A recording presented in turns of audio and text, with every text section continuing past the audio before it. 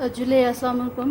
मैं हूं सफ़ीना कौसर और आप देख रहे हैं वॉइस ऑफ लद्दाख। और आज अभी हमारे साथ member of parliament Mohammad Hanifa Jan ji जुड़े हैं, तो हम इनसे लद्दाख के इश्यूज़ को लेकर, लद्दाख के रिसेंट डेवलपमेंट्स को लेकर इनसे हम जानेंगे कुछ।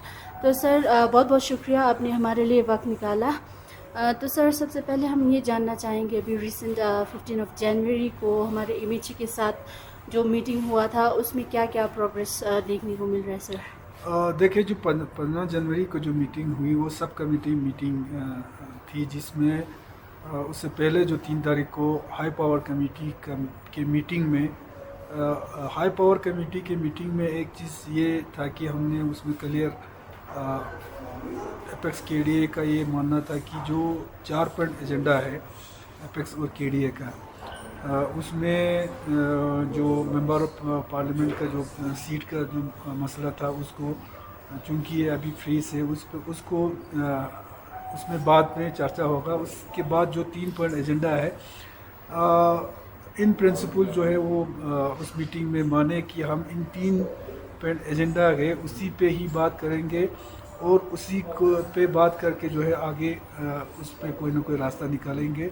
और उसके बाद उसी मीटिंग में हमने ये कहा था कि जो हमारा रिक्रूटमेंट वाला जो पॉइंट है, मसला है, उसको प्रायोरिटी पे लेके पहले जो है उसमें जो चीज़ें हैं, हमारे रिजर्वेशन का मसला, पीएससी का मसला है, एज रिलैक्सेशन का मसला था हमारा, तो उसके साथ कहीं ना कहीं जो हमारे डोमिसाइल वगैरह का जो जुड़ा था, इन सारे चीज़ों पे जल्द से जल्द कोई ना कोई हल निकाल के जो है हमारा रिक्रूटमेंट प्रोसीजर जो है वो जल्दी से शुरू हो। तो उसी के तहत जो रिजर्वेशन का मसला जो हाई पावर कमेटी में ही काफ़ी हद तक आगे बढ़ी थी। तो 15 तारीख को सब कमेटी में वहाँ पे लीगल डिपार्टमेंट से भी, हमारे जो होम डिपार्टमेंट से भी और बाकी डिपार्टमेंट से भी जो एक्सपर्ट लोग वहाँ पे थे, तो उसमें टेक्निकल चीज़ों पे और बाकी चीज़ों पे उसमें डिस्कस करना था। तो हमने ये जो रिक्रूटमेंट के मसले, हमारे डोमिसाइल के मसले पे हमने काफ़ी हद तक बातचीत आगे बढ़ाई है। ये आपका पीएससीज़ का मसला, जिसमें कैटेगरिकली हमने ये उस मीटिंग में ये कहा है कि दैनिक्स या दैनिज में हमें मंजूर नहीं है, तो लद्दाख के लिए अलग से हो। अगर फर्स्ट प्रायोरिटी पे वो नहीं होता है तो जेएंडके के साथ रखने के लिए, तो इन चीज़ों पे काफ़ी आगे जो है बातें बढ़ी है। और उसी मीटिंग में हमारा फुल फ्लेज स्टेटहुड और 6 शेड्यूल के अंडर हमें कॉन्स्टिट्यूशनल सेफगार्ड पे बातें उस पर भी हुई। और उसमें भी हमने ये कहा है कि हमको लेजिस्लेचर हो और हमें कॉन्स्टिट्यूशनल सेफगार्ड हमें मिले। तो ये सारे चीज़ें आने वाले कुछ हफ्तों में, या इसमें रिक्रूटमेंट का जो मसला है इसमें काफ़ी हद तक हमें ये उम्मीद है कि बहुत जल्दी कुछ चीज़ों पे नोटिफाइड भी हो जाएंगे, नोटिफिकेशन मिलेंगे। और ख़ासकर जो यूपीएससी के थ्रू जो हमारे गेजेटेड पोस्ट वगैरह का जो रिक्रूटमेंट होना है वो जल्दी स्टार्ट हो जाए। जी सर, जिस तरह से आपने बताया कि इस रिक्रूटमेंट और जितनी भी रिजर्वेशन जो हमारे लद्दाख के लिए जॉब्स के लिए है, उनके लिए प्रोग्रेस तो हो रहा है, पर लोगों में और यूथ में ये भी एक कन्फ्यूजन है कि एक ऑफिशियल स्टेटमेंट या पेपर्स में नहीं आ रहा है, तो इससे लोगों का विश्वास मतलब नहीं आ रहा। तो आप इस पर क्या कहेंगे? नहीं, ये लोगों का जो चिंता है, ये मैं समझता हूँ, ये बहुत ही गंभीर एक चिंता है। मगर हमने भी इसी पे जोर दिया है कि, और पहले मीटिंग से ही हमने ये जोर दिया है कि ख़ासकर रिक्रूटमेंट के मसले में टाइम ज़्यादा इसमें ना लिया जाए। जल्दी से जल्दी जो चीज़ें जो अभी ख़ासकर जो हमारे रिजर्वेशन, जो बाकी चीज़ें हैं, इन पे नोटिफिकेशन निकले। तो पिछले मीटिंग में ये राज़ी हुए हैं, ये कहा गया है कि आने वाले कुछ हफ्तों में जो है बहुत सारी चीज़ों पे नोटिफिकेशन सामने आ जाएगा। और जो मीटिंग्स अभी जो हाई पावर कमेटी की मीटिंग्स हुई है और जो दूसरा मीटिंग हुई है, उनके जो मिनट्स ऑफ मीटिंग है वो भी मुझे लगता है बहुत जल्दी बन के सामने आएगी। नेक्स्ट मीटिंग जो हमारे 15 फरवरी के आसपास, उसी के, क्योंकि उस वक़्त ये जो पार्लियामेंट सेशन का डेट्स जो है वो निकला नहीं था, अभी तो निकल गया, 13 को लास्ट डेट है। सेशन का। तो मुझे लगता है 15 के आसपास जो है नेक्स्ट मीटिंग हो जाएगा, और उस मीटिंग के बाद फाइनल कुछ नोटिफिकेशन वगैरह या कुछ ये मिनट्स वगैरह निकल के सामने आएंगे, और बहुत सारे चीज़ें खासकर रिक्रूटमेंट को लेके सारे चीज़ें जो है वो उसका क्लियरिटी जो है सामने आ जाएगी।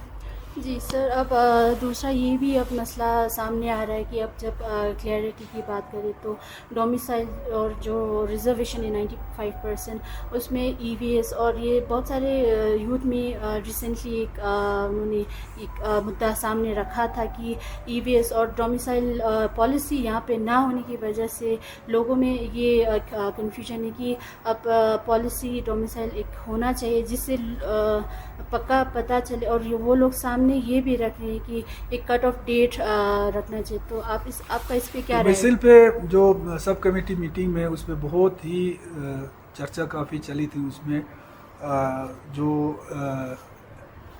एमएचए की जो हमारे जो अधिकारी थे उनकी तरफ से यही था कि जो एज़ पर रूल जो है 15 साल का जो डोमिसाइल का कट ऑफ ये रहना चाहिए, और जो एपेक्स और केडीए ने उनके सामने कम से कम 20-25 साल का उनके सामने एक वो रखी है। नेक्स्ट मीटिंग में ये क्लियर हो जाएगा। और दूसरा डोमिसाइल जो है वो उसमें ये बातें निकल के आया है कि डोमिसाइल सिर्फ और सिर्फ जो एम्प्लॉयमेंट जो रिक्रूटमेंट ये है सिर्फ उसी में वो लोग वो कर पाएगा।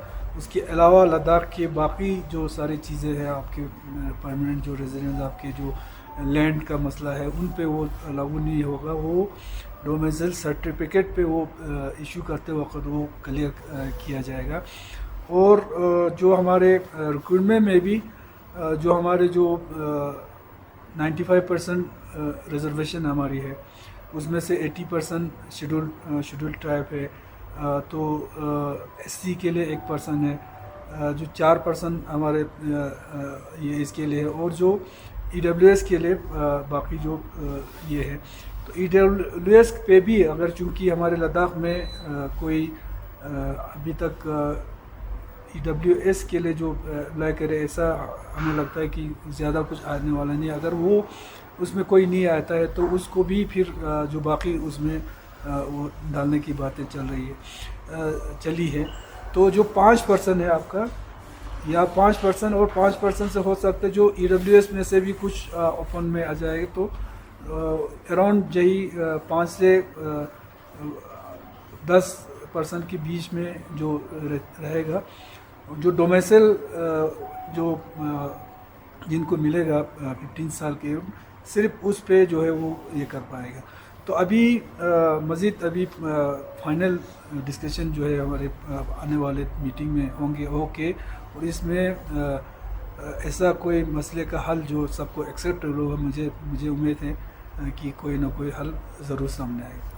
जिस तरह सर आपने कहा कि ईवीएस और ये जो डोमिसाइल लॉ के लिए एक 15 इयर्स का होना ये वाला, तो सर लोग कह रहे हैं, और ख़ासकर लद्दाख के लोगों का ये कंसर्न है कि अगर 15 साल में तो मतलब आउटसाइडर्स हो या बाहर से लोग हों, वो लोग यहाँ 15 साल या 30 साल भी रह चुके हैं इससे पहले, तो उनको भी अगर डोमिसाइल मिल जाए तो लद्दाख के जो इन्वायरमेंट है या कल्चर है उस पर भी एक खतरा है। हाँ, इसीलिए अभी वो डिस्कशन में है। हमने जो हमारे केडे और एपेक्स ने 20-25 साल की उसमें वो अपनी बातें रखी है, तो कोशिश यही करेंगे जो कट ऑफ डेट है वो थोड़ा ज़्यादा हमको ये मिले।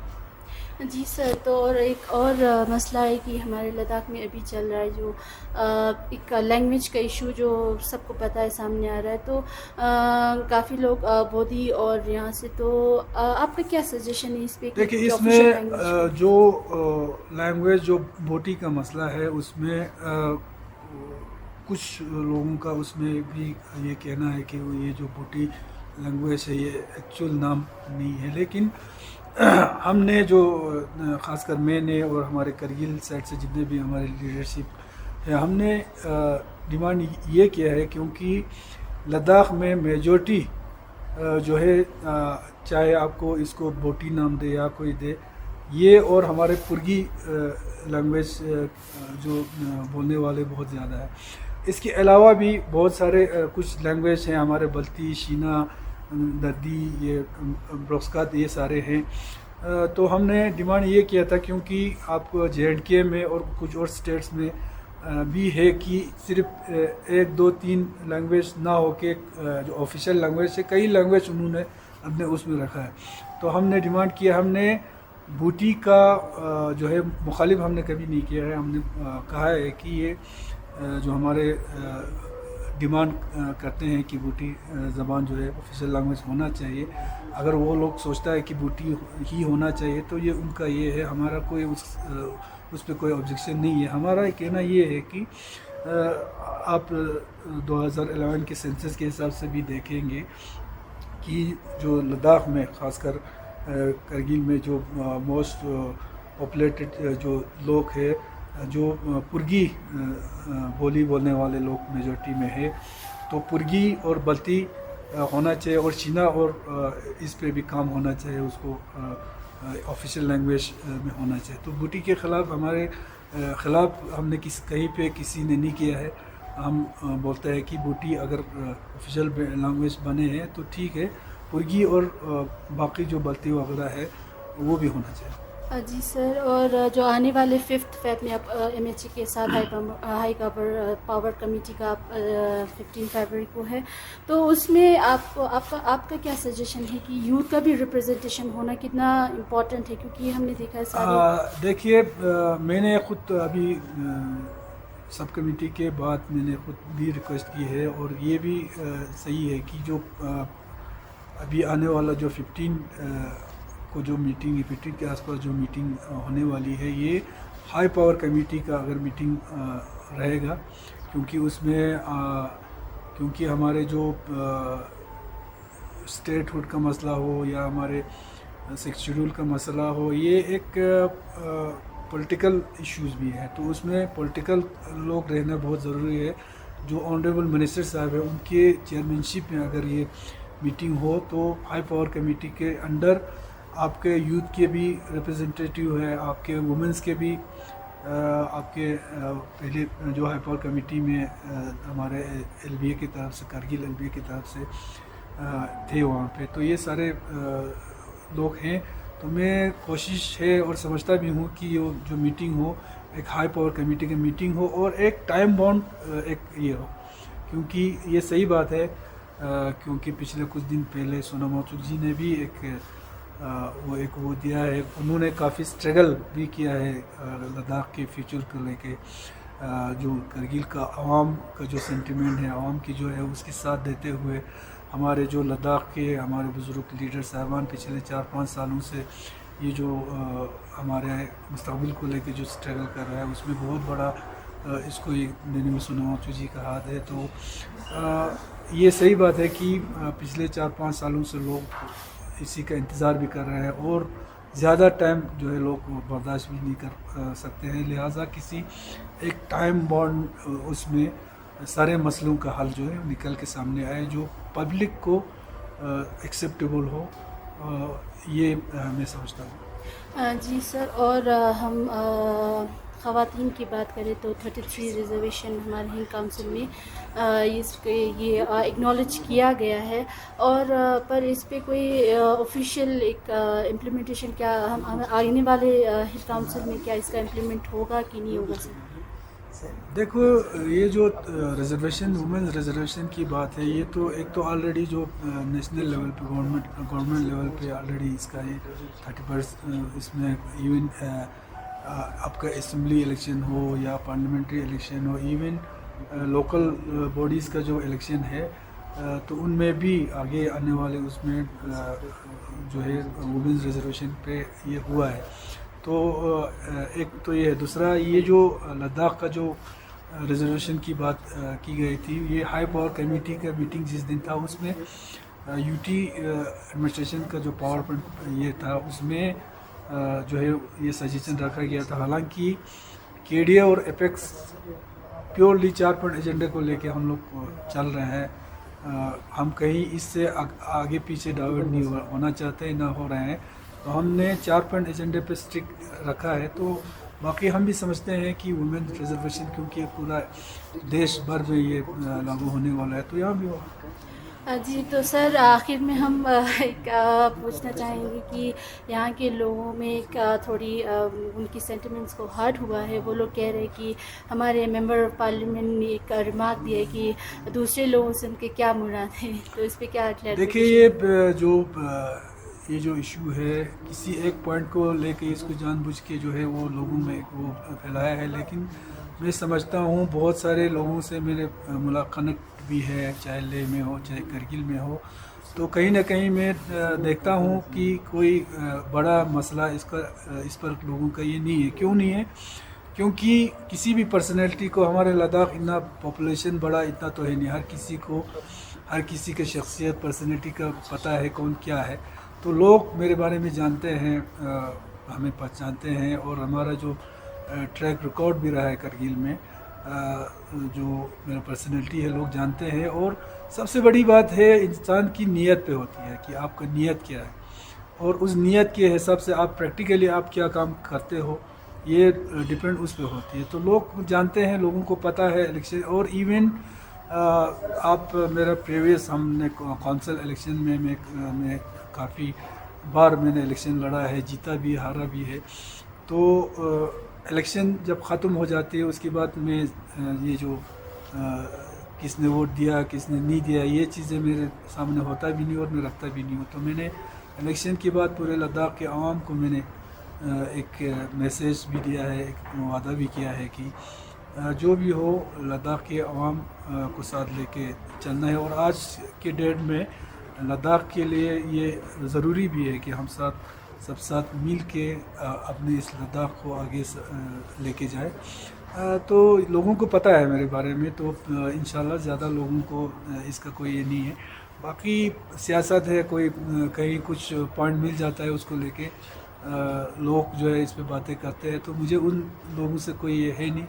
मैं अपने जानता हूँ, मेरा ईमानदारी से मैं लद्दाख के हर तबके के लोगों को, चाहे मुस्लिम हो, बुद्धिस्ट हो, क्रिश्चियन हो, चाहे हर इलाके के लोग, चाहे लेह से हो, संस्कार से हो, कहीं से भी हो, जो है ये जो 5 साल जो मैंने काम करनी है, तो सबके साथ मिलजुल के इंशाल्लाह काम करने की हमने कोशिश करूँगा। जी सर, बहुत बहुत शुक्रिया ठीक हमारे साथ जुड़ने के लिए। Thank you.